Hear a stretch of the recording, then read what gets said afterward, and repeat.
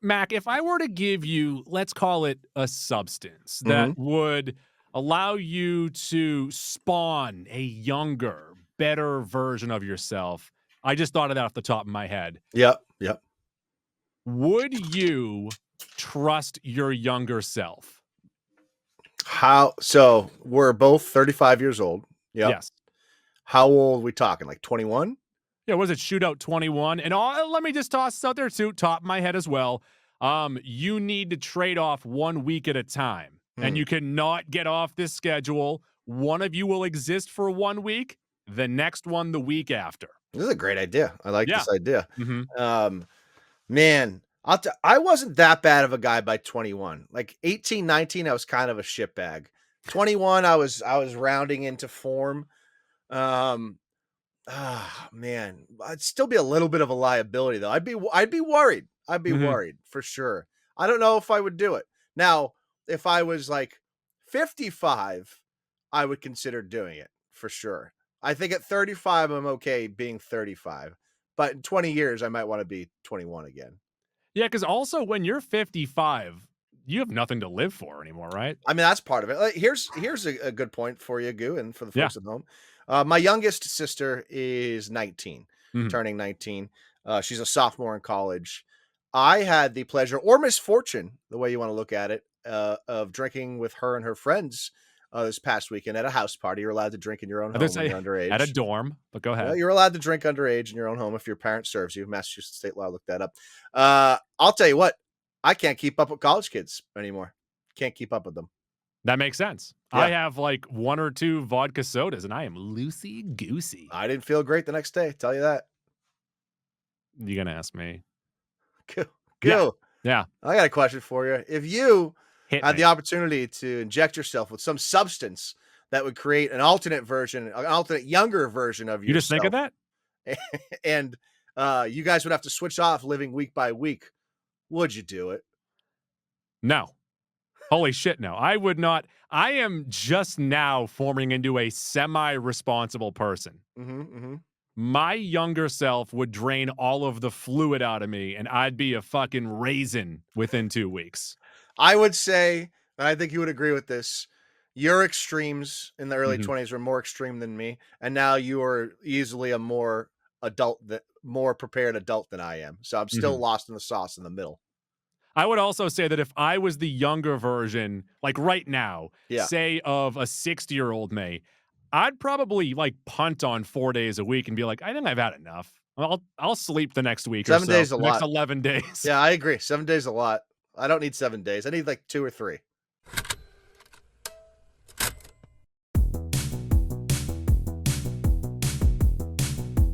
One goo, three, yeah! Goo. Jaws 3. Goo. King of Queens. Goo. Meryl Streep. Goo. Entertainment. I'm Goo, And I'm Mac. and we are here to talk about the final movie of the Venom trilogy, Venom: The Last Dance. Yeah, this movie is all about what happens when you inject yourself with some black goo. This I is took this it movie. personally. Today, Goo and I are discussing a movie that came out of fucking nowhere and a movie that I think is uniquely up Goo and I's alley, and Yeah. it's not going to be for everyone. Today, we're discussing The Substance. The Mhm. Substance is currently still in theaters. You can go to a theater near you and watch it. It came out on September 20th. It is doing extremely well at the theaters for a movie of this type. It's at 34 million worldwide, 13.3 million domestically on a reported $17.5 million budget. So it's already doubled its budget. So it's already probably made money because there's no advertising for this movie either. So pretty successful. And this is from a studio, Goo, I've never heard of, called Mubi, Mubi. It is by far Mubi's most successful film ever. I think that's also the burger place in Clerks too. Sure, sure. Yeah, now they're doing movies. Like Chick-fil-A's doing streaming, Mubi's doing movies. The fictional restaurant in the Clerks universe and the Yeah. View Askew universe Yeah. is now making movies. Dude, this is a rated R, and I'm not going to say genreless. but it's kind of genreless. This is a drama. It's somewhat horror, somewhat dark comedy. I guess it's more of a drama than anything else. I And think dark also comedy covers it. That's a good one right there. and like subgenres too. You have like body horror, Yeah. psychological horror, monster horror. And more so, I think it's also a social commentary. It does a little bit of everything, but it doesn't really stick in one lane. It's hard to peg it because like it's being billed as the like best horror movie of the year. It's not really a horror movie. It's disgusting, but It's it's not really a body horror horror. movie. It's definitely body horror, but it's not spooky by any means. Yeah, yeah, and there are funny moments, and there is dramatic. So I think it Yeah. would be maybe dramatic or a drama would be the best way to describe this movie. But right off the top here, if you are someone who does not do well with like blood or Mhm. stuff like that, this movie's not going to work for you. How many times during this movie did you wince? There were a couple times, particularly with the pussy back, that Yeah. I was like, You "Oh, give it one of these? that's not great." Yeah, it's Yeah. But to be fair, I think I have a higher visual tolerance for that sort of stuff than most people. So I didn't. And you found a lot of it very arousing. Yeah. Yes. Yeah. I was not completely turned off by this movie, but as much as I enjoyed this movie, and we'll get into that in a few, I totally would understand if like 20 minutes into this movie that someone turned it off. That would make sense. How is Demi Moore 61 years old? Yeah, she looks dynamite, huh? Wow. She looks really good. Wow. And I also will say Margaret Qualley, who I was aware of and I would say Mhm. generally attracted to, shooting up the list after this movie. Not Yeah. number one. No one can be Sydney Sweeney or Anna de Armas, or Lizzie McGuire, but damn near close. Not even Hillary Duff. It's fucking Lizzie Lizzie McGuire. McGuire. Good. This movie has a runtime of 141 minutes, so it is long. Yeah. And I think you start to feel it around the start of the third act. Yeah. But I will say, because you're so intrigued by what's going on, you don't really feel the length. There was a moment there, but I think it does a good job. When we get into spoilers, I'll tell you the exact moment where it kind of hits the brakes for me because up Okay. until that moment, it is breakneck speed of just complete intrigue. Yeah, they do a really nice job with that, and that's 2 hours and 21 minutes. It's on the long end. On Roddy T's, this has a 91% from critics, 73% from the audience. On Metacritic, a 78, and I gotta say, the 73% from the audience, pretty high for a movie of this sort of Yeah. subject. Like I would expect like 55 from the audience on this type of movie, but I think it's that good that it's sort of transcending. I could see it going down though as more people see maybe it. a little bit. You know, a lot like of people when have it's seen it. when it's more of a home release though, people Maybe. aren't paying to go and see it. People aren't Sure. seeking it out and it just comes to them. Yeah, I do recognize that. Good. This movie is written and directed by Coralie Fargeat. She is a French director. Her only other wide release or big release was a movie called Revenge from Mhm. 2017. I've never seen it, never heard of it. After watching this movie, I want to go watch it. It has an 81 on Metacritic, Yeah. 93% critic score, 59% from the audience. That I will say has 43% less critic reviews. So a lot of critics are seeing and loving The Substance. The critics that saw Revenge enjoyed it, but way less people saw that movie. So I'll tell you right that now. might come down a little bit too. I'll tell you right now, the director here, I apologize, Fargeat, is that what we're saying? Farja, I think. Farja. This is it's a unique vision, unique view, and you can tell that it's one person telling the story. Yep. And this idea is so Mhm. unique and so cool and so intriguing that like you almost just needed the one person to make it and mold it, and that's clearly what happened. So Because I could see if it was more of a team effort, someone saying, say, about the final act of the movie, like, maybe we don't do this. Maybe we try something else. right. And while I don't love the ending of this movie, the ending of the movie is what's sticking with me. Yeah, I agree. It's fitting for the movie. Yeah. That's for sure. Synopsis: Goo. A fading celebrity takes a black market drug, which is a cell replacing substance that temporarily creates a younger, better version of herself. This movie stars Demi Moore as Elizabeth. She is the fading celebrity. Mhm. Margaret Qualley as Sue. She is the younger, better version of Elizabeth. And then Dennis Quaid plays their boss, Harvey. That's all we need to know in this whole movie. There's other people in here, but those are the only three you need to know. May I quote John Lovitz? Sure. Acting. All three of these, Yeah. amazing. And So I think that Moore and Qualley might get. I think during award season, both of them will be sparkled all over the Ooh, place. There, I think see Moore what you did there. might.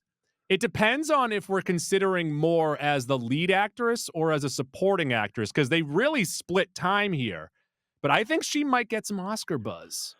I think Demi probably qualifies more for the lead Lead, because right? Yeah. she opens the movie and that first maybe Mhm. 20, 30 minutes is all her. But the last half of the movie, you see more Margaret Qualley, that's for Mhm. sure. But I echo 100% what you said.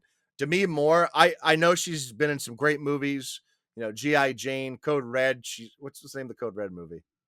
Um, Few Good Mountain Men. Dew. It's Mountain Dew. She's been in a lot of great movies. Yeah. She's done a great job a number of times. We haven't seen Demi Moore crush it in a really long time. Not only does she crush it in this, I think you could argue it's the greatest performance of her career. And, that might be the commentary that the movie is putting upon us as well. It's a bit. It is a bit, Yeah. and I think that's why she works really well in that role as Mhm. well. Margaret Qualley as Sue. Not only did I underestimate Margaret Qualley's looks, she's a fine young dame. She does an incredible job in this movie, Goo. She does a great job as like the Bambi, the doe, bright Yeah. eyed, and then once she figures some stuff out, that change she makes is also great. I also love how heightened everything in this movie is, where like the fisheye on Quaid, whenever Quaid is in the room, whenever he's talking, whenever he's eating. I think the maybe the most disgusting thing in the movie, and we saw a lot of gross stuff in this movie, is Quaid eating shrimp. Yeah, to that point, the cinematography and the visuals in Yeah. this movie, other than Dune, I think is the best I've seen all year. Phenomenal.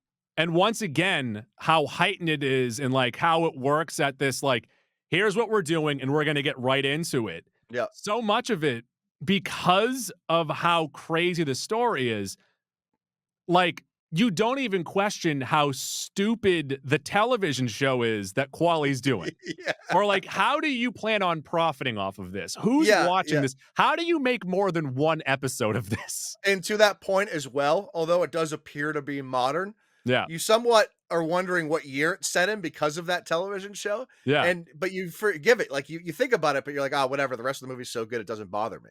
It's weird. No, and I think because of how Quaid's character is, the show makes sense. Yeah. Yeah, no, that's true. Based on and then his little litany of like old white men behind him was Yeah. great too. That was perfect. It's And like the so fish people in SpongeBob. if you're listening to us right now and haven't watched this and it's unclear what this movie is about, Demi Moore plays an aging celebrity who has fallen out of favor with her boss in the big screen and the small Fired screen. at the age of 50. Yep. And she goes in for like a yearly physical or whatever. And the like PA in the doctor's office is like, hey, you'd be a good candidate. And she's like, the fuck? Mhm. He slips in this little card with a phone number. She calls it and she gets this drug that literally she injects herself with, and it creates a second version of herself. There's two of them, and they have to take the whole deal is they have to feed the other one while the other one's asleep, and they each switch off. One week for the young one, week for the old one, and while the other one's like hibernating, I guess for lack of a better term, you have to like feed them via IV. Yes. So not only is the idea cool, it runs down this path, and this is where the movie gets interesting. You're relying on the other version to take care of the opposite version. So you run into some real hijinks. If that idea doesn't sell you, maybe this movie's not for you, but I think it's one of the better ideas for a movie in a long, long time. And it also looks at like how you look at your younger self, how you Right, look at your right. older self, much like we did at the top of this episode of like, Mhm. can you trust them? Do you believe now they are separate beings after they are split, but can you trust that they will keep you alive? Yeah, and that's a good point too. There's no hive mind here. Mhm. So they're the same person, but it's a different brain. Mhm. And it's an interesting thing to think about. You're right. Like at the top, oh man, the younger version of me is having more fun, but how much damage are they doing? You know, and it's preying upon this thing that this idea and this thing we all have thought about and talked about with friends over the years. Like, man, I wish I could have told my older self or a younger self to not do this or to do this. So there's a lot of that going on too. And also, you eventually go on to like, how do you feel about this other person? How do you like, do you root for them? Do you Right. want them to keep on becoming more Yeah. successful? Do you Or do you like your own start to self? yeah, do you like your own self? Right. Right. I And love this. I love eh, this movie. it's brilliant because it's so simple and so relatable. Most of us at certain points in our life did not like the person we were, and we're constantly working on that. That's what it is being a person. And this really lays into that and plays that aspect up. It's so simple. The substance is called the substance. And I loved that we didn't get into the science. It just is what it is. And to me, when sci-fi works felt well, and also this is Mhm. kind of sci-fi because of that, there's just no questions asked. We don't get into the science. We don't talk about it. It just is what it is, then it exists. What I do fear, though, is that this movie is so successful, so buzzworthy, it's doubling up on its money that we are going to get some sequels and they are going to give us a little more mumbo jumbo as to what's happening here. No doubt we're gonna get a really shitty, more horror sequel of this movie. hmm Mac, do you want to talk about anything else before getting into the octagon, the nonagon, the whatever we're I'll doing? just say, in a year where movies have been kind of lackluster, a lot of non-memorable movies, this is the most memorable Yeah. movie of the year for Yeah, I sure. would say, like, heading into the past weekend or 2 weekends ago, when I sat down, watched The Wild Robot, and I watched this, I was like, movies are back, man. This past year has been like a bunch of good things. Like, I enjoyed Deadpool and Wolverine more than, say, someone that loves film would. Sure, sure. Dune 2 was great, but nothing else has really been close to that. Yeah, and Dune 2 was so long ago that we've been starving for something like this. Mhm. And it's interesting to think we both watched in the last week or so, The Wild Robot and The Substance, two drastically, wildly different movies, and I think we both borderline loved both movies. Let's get into the Nonagon Mac fun factor. And I had a ton of fun with this, where even the third act, the crazy road that we go down with the third act, if I was choosing my own adventure, I would have taken the other road. But that part at the end is also really fun, just how ridiculous it is. Yeah, it goes on for so long that it really does, like, kinda rope you back in. It does come back around at the Yeah, end. um, there are moments of in this movie that do have some great dark comedy that's really fun.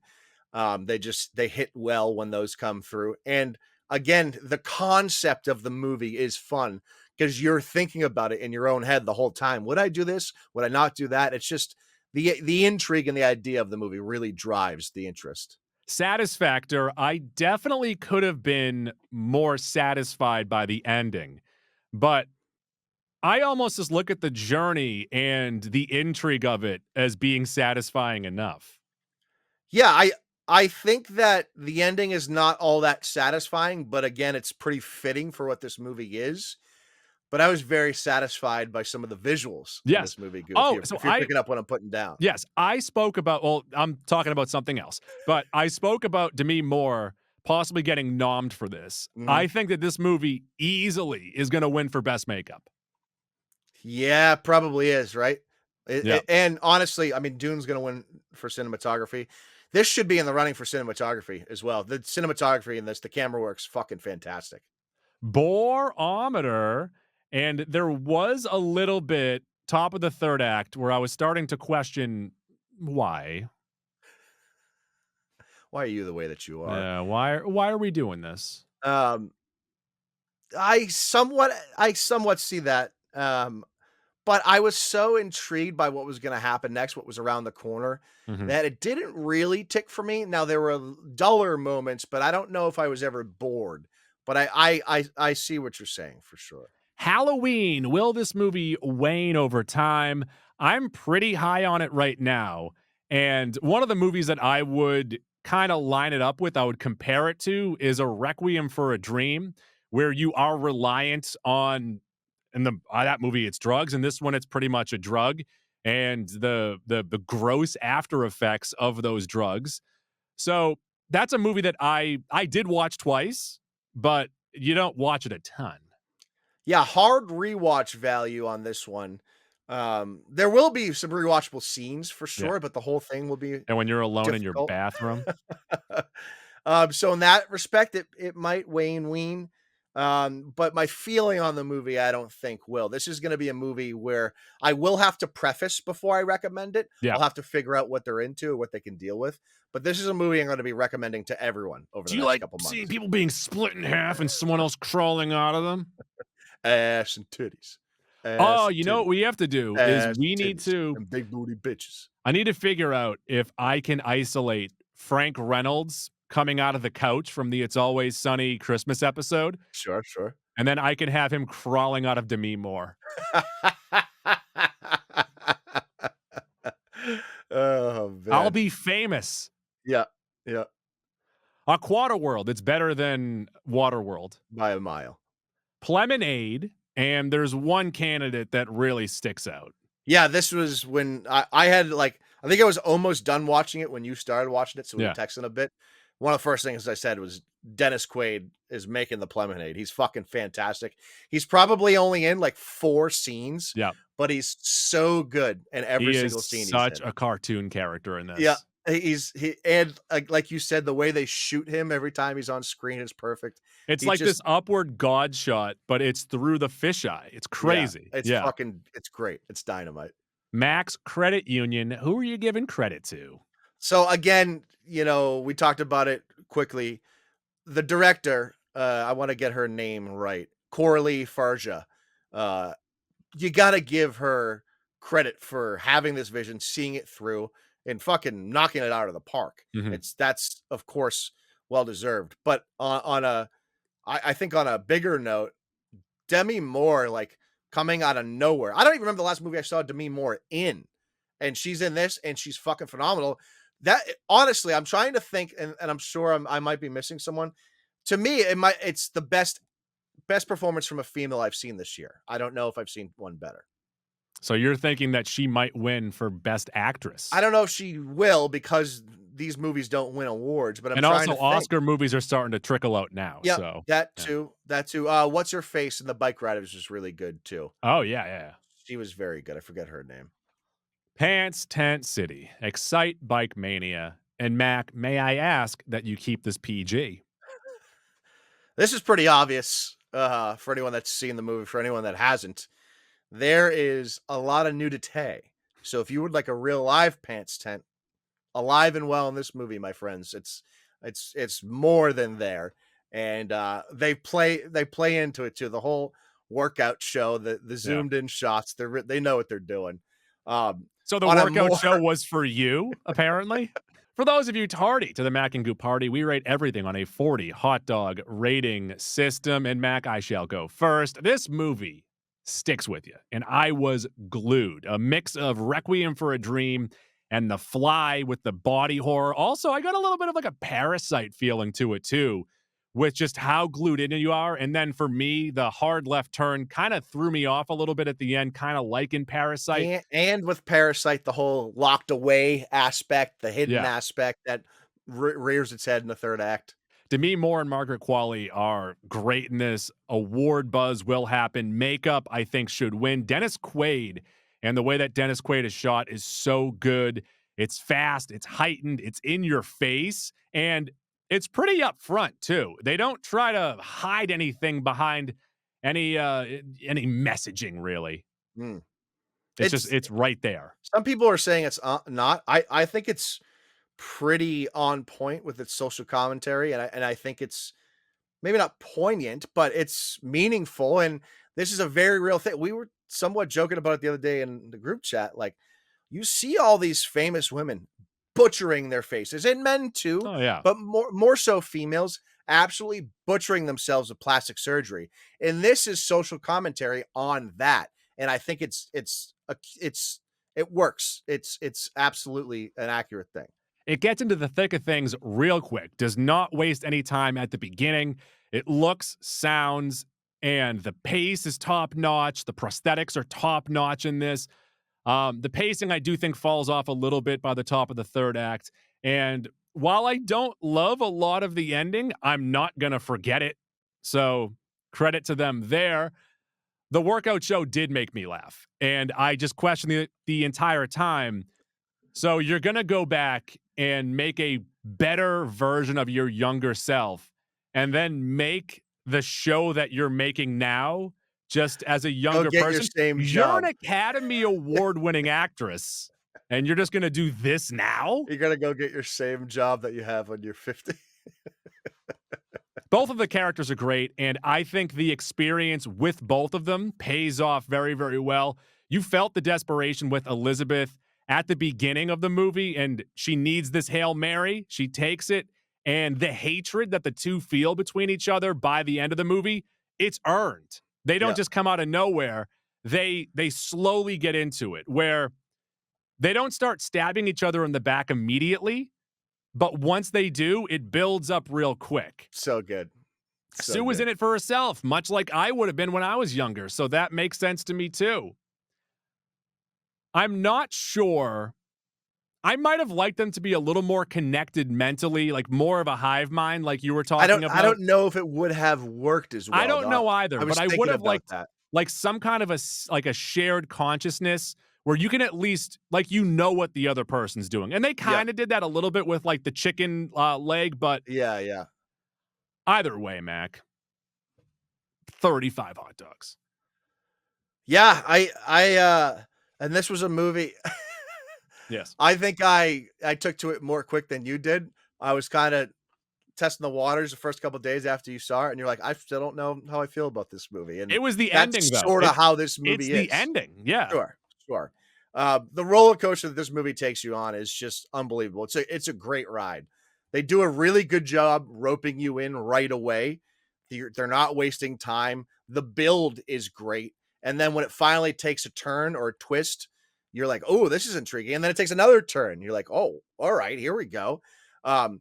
While the ending in the big pants tent scene I was talking about, pretty predictable. You knew that was coming to a head. You knew that was going to happen. I still felt like it kept the juices flowing. And because the movie does sort of get into this zone where it kind of has to keep one-upping itself, Yeah. that final 25 minutes is completely ridiculous. But if it does lose you along the way, I think it certainly brings you back in by the end. And that's really what, like, I had like a smile on my face at the end of this movie. Like it's fucking weird, but I did. I had one of these. I started this podcast with 36 hot dogs. I think I'm going to give it 37 hot dogs. And for the year, to give you some perspective, I have Dune 2 at 39. Yes. I have Deadpool and Wolverine and The Wild Robot both at 37. I think I'm also giving this 37, essentially a three-way tie for second. I would still go Deadpool and Wolverine second, slightly over those two. I might have this third over The Wild Robot. It's a good back and forth. But either way, to me, those four movies are head and shoulders above everything that we've seen all year. I actually have this second on the year, just above Deadpool and Wolverine. Okay. All right. So above The Wild Robot. Wild Robot. So they're all around 35. Okay. They're all pretty much at 35. I just like them all a tad more than you, I guess. Shall we spoil? Yeah, let's get into it. Spoilers. Spoilers. I guess the first thing to talk about is the end of the movie. And how at the end, when she is, what is the name of it? It's Monstro Eloise, something like that? They combine the two names of Yes. Sue and Elisu? Whatever Something? it is. Yeah. So as the monster, she is finally at home in her own skin. Her true form, I guess, for lack of a better term. We're comfortable finally. And I also felt like I had forgotten that the rest of that substance still existed. Mhm. So when she went and grabbed it, I was like, oh, what the fuck's going to happen now? Mhm. And that's what I'm talking about. When it got so ridiculous, I was like, oh, but then when they brought the substance back in, I was like, oh, I am once again very intrigued. Okay, so let me go through the steps of me loving and hating certain things. Yep. So we get to the point where Demi Moore is now, and I saw this on X earlier. I'm going to steal I it. saw this too. She is the Six Flags guy. Yeah, but with saggy tits. Yes. But she goes from not being able to walk pretty much to out of nowhere being able to drag a dead weight body from one room into another. So I'm curious what the strength is here. Was she just, like comatose strength into now like at her normal strength? That kind of threw me off a little bit. And then also, I thought the scene with Margaret Qualley judo kicking her across the room, fucking nonsense. Lost I me. It killed me. I laughed for like 35 seconds at that. Absolutely killed me. Lost me. And I was like, you know what? I'm all in. I'm loving what this movie is doing because they chase each other around like a ring around a Rosie, and then finally she like gets her down. Demi's character Elizabeth stands up and she just fucking Sparta kicks her 20 feet across the room. I fucking loved it.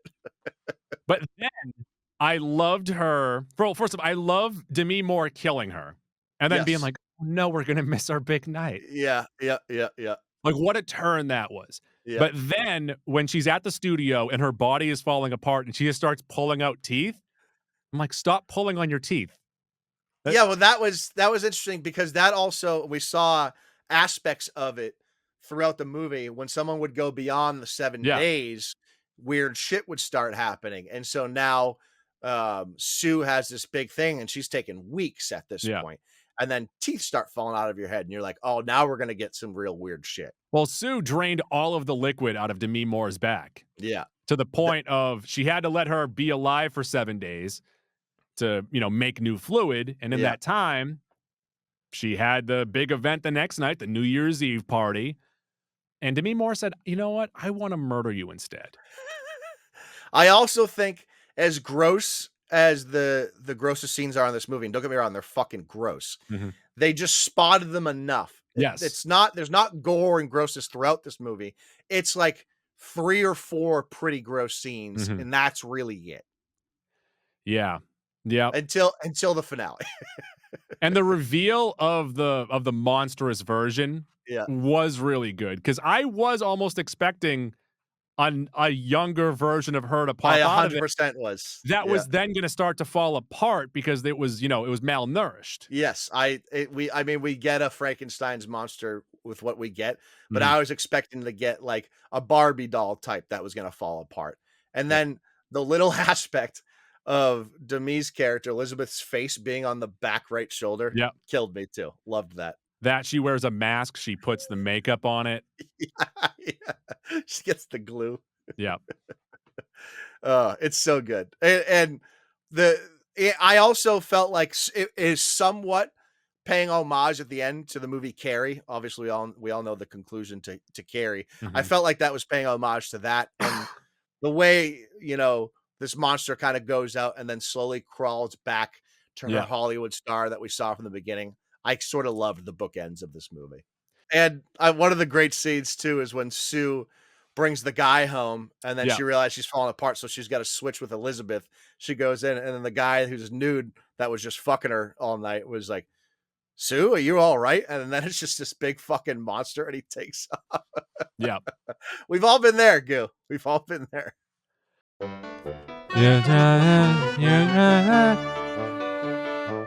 Let's get into Mac Sack. Mac, Halloween is next week. And what I have done is we used to do a segment. We used to do full shows on this called Canceled Movies. I have dug through Reddit, the internet, some websites that called Den of Geek, Canceled Movies Wiki, and also shout out to Matt Draper on YouTube. He does a bunch of great spooky content in the months of October. And what I have here is my favorite canceled Halloween movies. Oh, all right. Let's have it. Canceled Michael Myers Halloween movies. That's what I'm talking about. Not just the season, but the franchise. So, Mac, this one here, this was for Halloween 2. This has the code name High Rise Horror. So instead of the hospital Halloween 2, we instead have this, where Laurie Strode is living in a high-rise apartment building. The shape returns to ruin another Halloween, and this would have been set a few years later.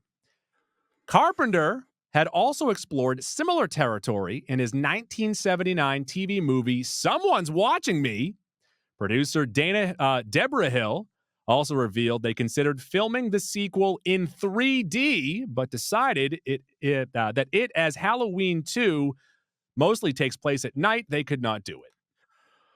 I don't know if I believe this one because isn't it pretty well documented that as soon as that first one was such a massive hit, they started writing the second movie, and the second movie comes out 3 years later? 3 years later, yeah, so they would have had a little time in between, and I don't know yeah, if I believe this one, Gil. this could have been storyboarded. It could have been talked about. Yeah. Okay, that's fair.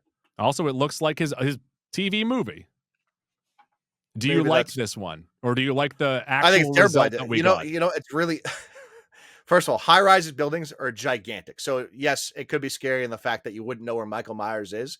You know what the easy aspect of high-rise buildings is? What's that? You could get away from anyone.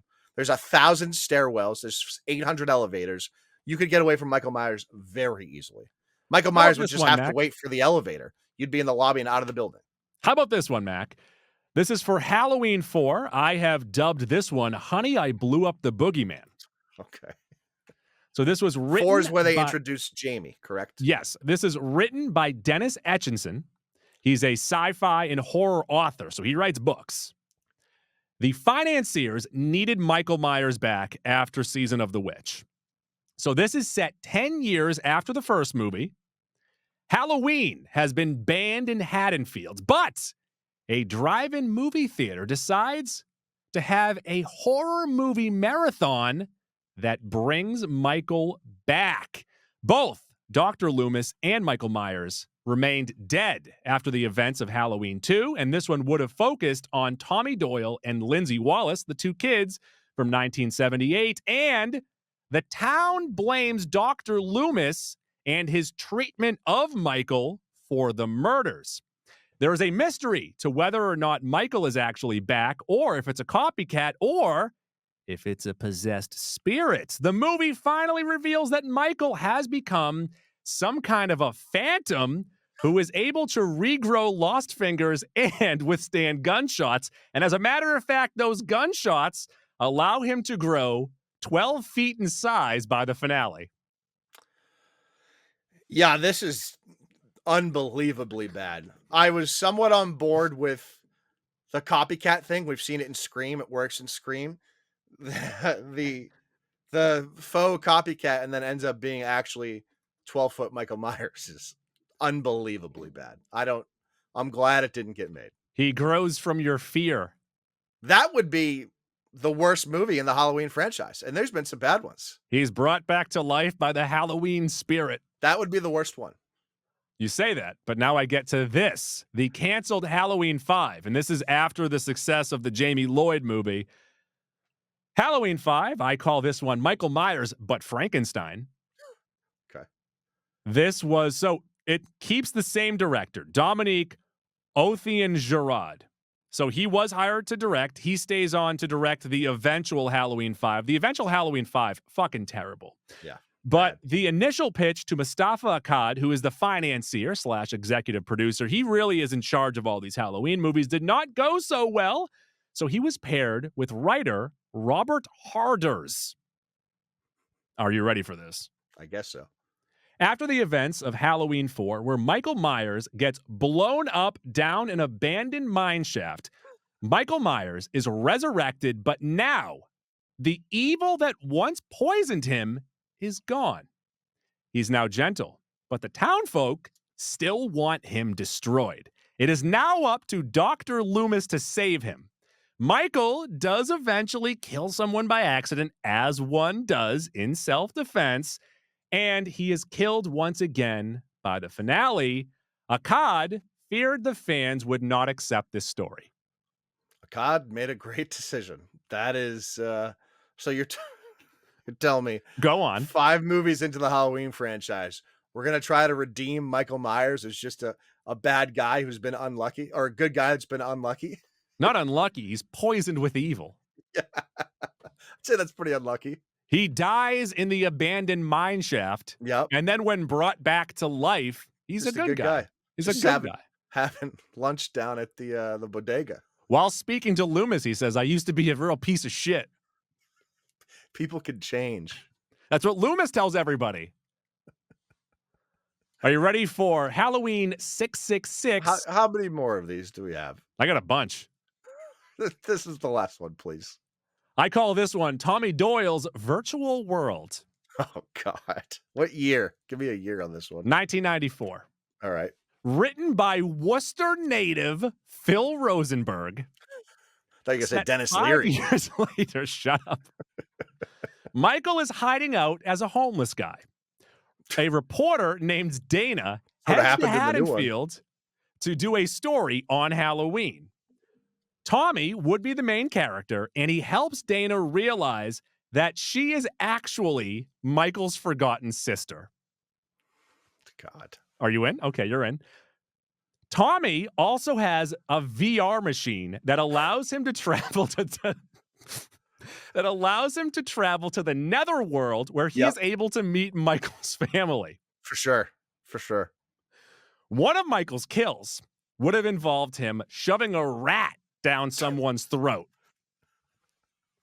After committing himself to the former asylum that he used to work at, Dr. Loomis would make a cameo.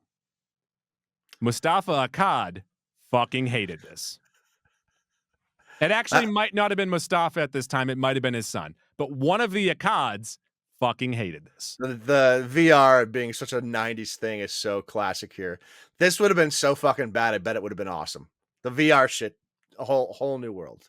I take this over the fucking Druid Curse. Well, I mean, don't go that far. Don't get too crazy. But we kind of saw the homeless Michael Myers thing in the McBride movies and the David Green movies. Also in the zombie movie. And the sequel. Yeah, so they borrowed. May I give you one more? No, Okay, hot off the back of Freddy vs. Freddy vs. Jason. This one, Halloween, Michael v. Pinhead, let's kill each other / be friends. Dimension tried to pair up. I am aware of this movie. Dimension tried to pair up their two horror icons. Yep. John Carpenter and Clive Barker were both receptive to the idea. But, rumor has it, the Akkads felt that Hellraiser was beneath Halloween. They are correct. Pinhead, iconic look. Those movies blow cocks. The Hellraiser movies are fucking terrible. So bad. Out of the 5 that I just read you, which one would you want the most? I already forget the first 2. You forgot Halloween 4, Honey, I Blew Up the Boogeyman? No, there was something before. Oh, give me the high rise one, I guess. I think I want Michael Myers, but Frankenstein. Give me the high rise or the VR. You want the VR? I would take the VR over the Druid Curse. No. I guess if we're looking you're at gonna do Paul Stephen Rudd like that? I'm not sure if Paul Stephen Rudd would be in that. Well, I'm not sure. I would hope so. I guess if I'm looking at it comparing, I think high-rise horror might be comparable to The Hospital. I don't know. No, not at all. I love Halloween. If you were on the 87th floor of Nakatomi Tower, let's call it. Yes. Okay. And Michael Myers. Oh my God. Halloween meets Die Hard? You just sold me. And Michael Myers fucking sold me. And Michael Myers is 100 yards away on the other side of the building. All you got to do, because he doesn't have a gun, is take the stairs. Take the stairs. Or, I don't know, the elevators, if they're still active, you can get away rather easily. I think I like Michael Myers, but Frankenstein. That's mine. All right. That's mine. Guys, go to social media right now. Tell us which of these canceled Halloween movies would you want to see? Mac, where can the people find us? You can find us on X and on Instagram at Mac and Goo Podcast. Every other platform, we are Mac ampersand Goo. It's Mac Shift 7 Goo. That includes Facebook, TuneIn, Spreaker, Spotify, Apple Podcasts. Get on Apple Podcasts. Rate, subscribe, 5 stars. If you do that, we'll get you a free Mac and Goo t-shirt from the folks over at Watertown Sportswear. That's Watertown Sportswear, 34 Mount Auburn Street in Watertown. WatertownSportswear.com, expert screen printing and embroidery. tpublic.com, merch. Holiday season coming up. Go buy some stuff for your loved ones or out of spite, out of revenge. Sure.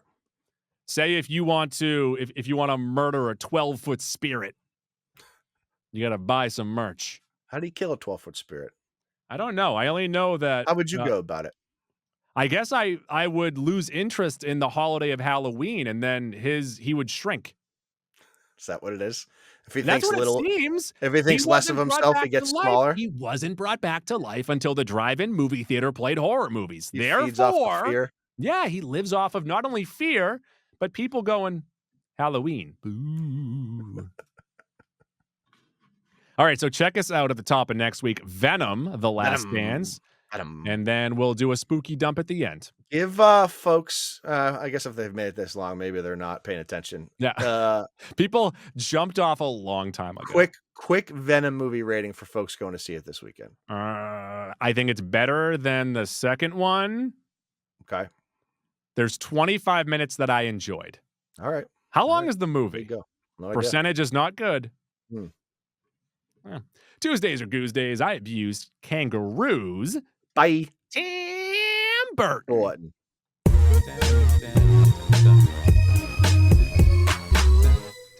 Please flip the cassette over to side B to continue the adventure. Now it's time for girls jumping on trampolines.